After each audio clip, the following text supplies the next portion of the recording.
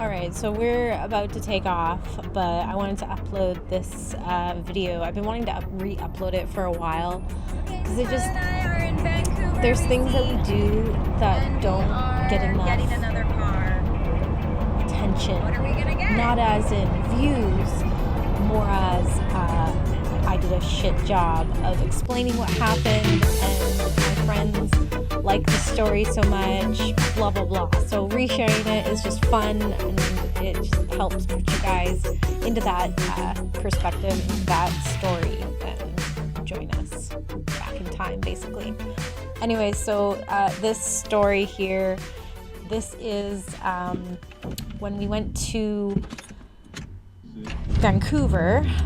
So as you know, we live on the island currently, and we went to Vancouver to go pick up this really awesome 1986 Toyota Tercel, and it was so cool, mainly because it had a 4AG in it, and you know, as you know us, we love Toyotas, so we just couldn't take up the offer.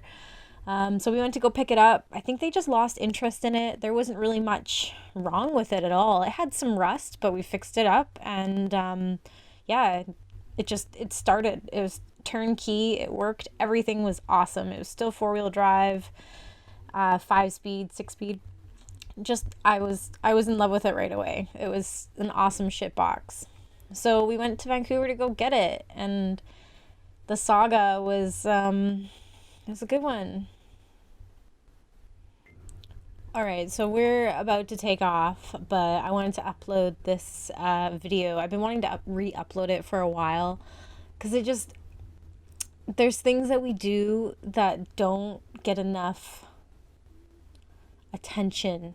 Not as in views, more as I did a shit job of explaining what happened, and my friends like the story so much, blah blah blah. So resharing it is just fun, and it just helps put you guys into that perspective, into that story, and join us back in time, basically. Anyway, so this story here, this is when we went to Vancouver. So as you know, we live on the island currently, and we went to Vancouver to go pick up this really awesome 1986 Toyota Tercel, and it was so cool, mainly because it had a 4AG in it, and you know, as you know us, we love Toyotas, so pick it up. I think they just lost interest in it. There wasn't really much wrong with it at all. It had some rust, but we fixed it up, and yeah, it started. It was turnkey. It worked. Everything was awesome. It was still 4-wheel drive, 5-speed, 6-speed. Just I was in love with it right away. It was an awesome shit box. So we went to Vancouver to go get it, and the saga was it was a good one. Okay, so we're tired, we're hungry, you probably can't even see me. We are at the ferry terminal where we have just departed from Vancouver and are now in Victoria. And Tyler, I had to yell at him to push me. Yeah, so basically we were on the ferry and it just stopped running for no reason. I tried to bump it and nothing happened. They got like a little bit of compression, and I was like, oh no, what's wrong with this thing? Thought it was out of gas. Thought maybe we like killed the battery or something like that. But anyways, when you're on these like massive ferries with hundreds of people and hundreds of cars, and it's time to get off, especially on the last ferry. The last ferry is the most grueling one. Everyone just wants to go home because it's like usually around 11 o'clock that you arrive, and you've just been on a boat for 2 hours, you've been waiting in line for 2 hours, all this, and you just paid an ass load of money just to fucking take the damn thing. Anyways, so we're just trying to get this thing started, and everyone's already starting to hate us. That's just how it goes. People are like, oh my god, someone left their goddamn key on the ignition, now you gotta jump them, or they're gonna hold up the whole line. People get pissed. So I just like popped my head out the window. I'm like, Tyler, this thing isn't freaking starting. It's not running. And he's like, yeah, right. And I was like, no, like you need to push me now. So I had him push me with his car off of the ferry. Usually like anyone on the ferry terminal like that works there is going to kind of like, no, not cool. But we just did it because we just knew that we could execute it just fine. Other people, it would be a fucking disaster. I guarantee someone would go off the boat into the water if they did it. But we did it and they're like giving us thumbs up. They're like, yeah, like you're not being those people. So that was cool. But anyway, so he's pushing me off this massive boat, and I'm front wheel drive because I'm in the Tercel, and he's rear wheel drive in his Corolla. So if you understand cars and physics, I mean, that combo of pushing, it's just not cool. Anyway, so we get off the ferry, and here we're having a little powwow. Off of the boat with his car because I am not running for some reason. We already have a sticky brake caliper on the passenger front, so I've had to do some e-brake and clutch compression braking, so that's fun. We're tired, we're hungry. Let's see what's up. So we are considering what legal versus illegal things to do here. Do we call a tow truck and just pick it up and pay? We'd probably have paid like $200 just to have it towed to our house because we were really close. And we were like, why would we do that? The car ran so good. The only problems we were having was the sticky brake caliper, which, you know, we'd pull over and just smack it with a hammer or something. It would free up. It'd just been sitting for a while. And I mean, we did buy the car sight unseen. Okay, whatever. But it was from trusted friends, and there's no hate against our friends for this whatsoever. We just jumped in it and left. And we weren't mad about it or anything. But so now at this point, we're like, okay, let's figure this out. Just to be honest, just like I don't want to ruin the cars for it. Like I don't want to ruin anything. I'll know when I'm over pushing my car. Okay. So if I have to stop, I'll just stop. I was so pissed when we were coming down the off ramp. I was like, this is perfect. I'm gonna get enough speed and it's gonna just boom. I was like, second gear this bitch. Nope. And it just nothing. Like no compression even. Like. Of course. Just about, but yeah. So you're gonna try and push me? Yeah. Let's see how far we get, I guess. I don't know, what do you think? That's what we can do right now. Yeah. At least get off the property. Fuck it. Yeah, let's do it. At this point, we're like, okay, let's figure this out. I think what we should do is just see how far we can find someone else to pull it. Where we were parked, BC ferries, oh my God, they were going to call the cops on us because we were on their property still and we couldn't be sitting there at that time. And just because we were sitting there, they thought that we were like going to blow up the ferry terminal with a bomb or something. It was ridiculous. So we're trying to think. And we're like, we got to get this shit out of here now. And it's like late at night where all the cops are going to be. And out here, the cops are super dicks if they see any illegal activities. So we decided to push it. And the distance in which we had to push it, you know, it's not terrible, but let me show you. All right. Okay. So you see this route that we had to take just to give you an idea. So like the ferry, like you've got to cross the ocean. And no, we're not in the States, but it looks like we might as well be in the States. But you go through all these islands and then you pop out onto our big island. Here to be safe. The whole time we were safe. We were, you know, going slow. But so yeah, we're going down the highway and we're doing like, I don't know, we're probably doing like 50, 60K. I'll put my lights on, I guess. Okay, so Tyler's pushing me, and this is actually way more difficult than I thought it would be. I'm swaying.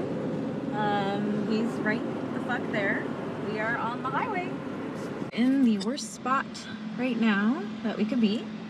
I have got a red light and we need to go this way.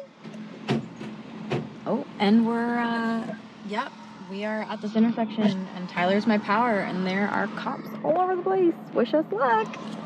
It's, you know, it's pretty slow, like regular, like neighborhood speeds just about. And if he went any higher than that, it started to get really scary. My favorite part is just like in the video, you see he is literally on my ass and his headlights are on. So he has no visibility of just about anything. He has a car in front of him and I am the eyes, basically. So yeah, while he was like pushing me, you could like feel the rear end like wanting to like skirt out or like sway opposite ways. So I kind of had to like counteract it. And I can't tell him anything. Like there's no phone, there's no walkie-talkie thing going on. Yeah. Anyways, so we're at like a set of lights and like I'm like sitting there and he's like on my ass. I'm trying to get him to like back up so it looks like we're like normally just sitting at a set of lights. But then like the light goes green and he's gonna like ram me again and push me. So okay, so we're still going and I'm definitely very scared because him having to push me is kind of like being pit maneuvered very slowly by a Corolla wagon. So I have to pay attention now.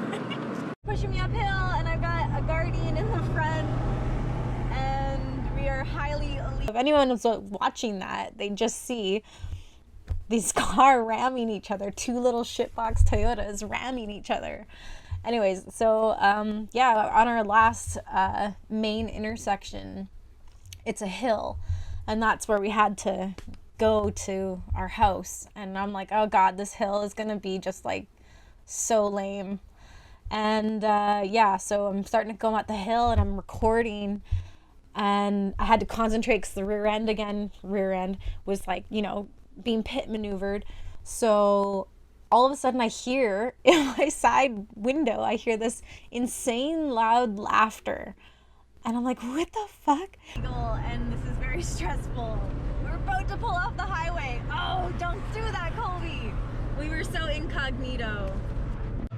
We made it so far! What is the chances? What are the odds of that? Dude, what's up? That's so hilarious, man. I heard this fucking laugh and I'm like, this asshole. I'm like, I oh thought my it God, deep, it's I was Colby. like, no way. Dude, I was like coming down the hill and I just got like the silhouette of your wagon with the rooftop tent and I was just like, there's no way. And then I see the fucking Tercel right in front of it. I was like, they're really... Okay, update. Now I'm being flat-towed by Colby.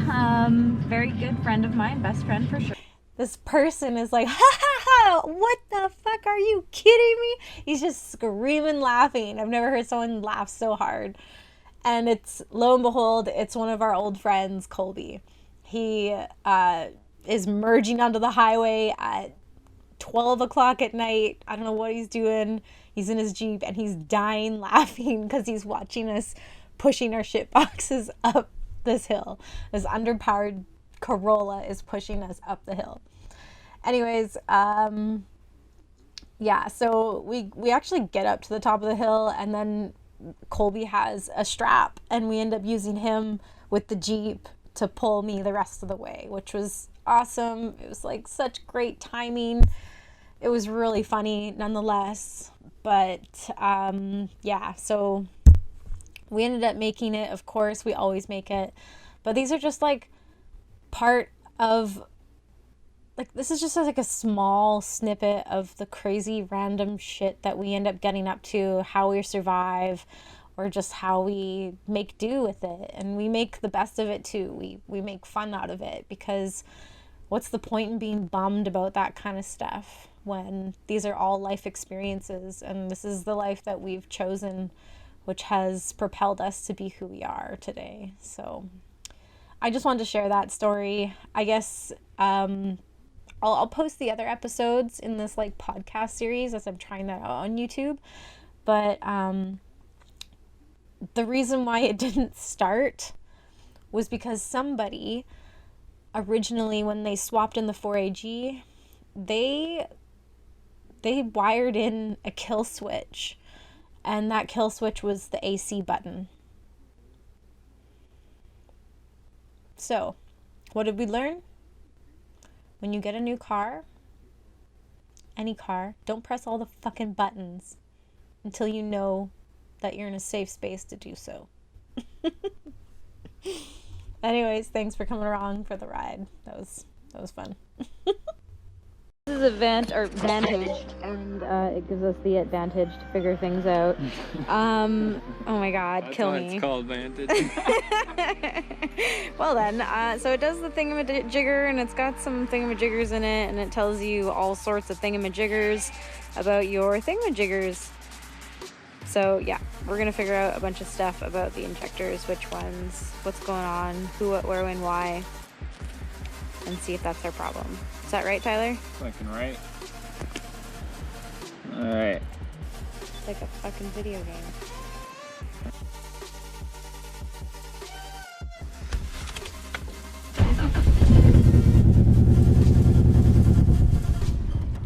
No.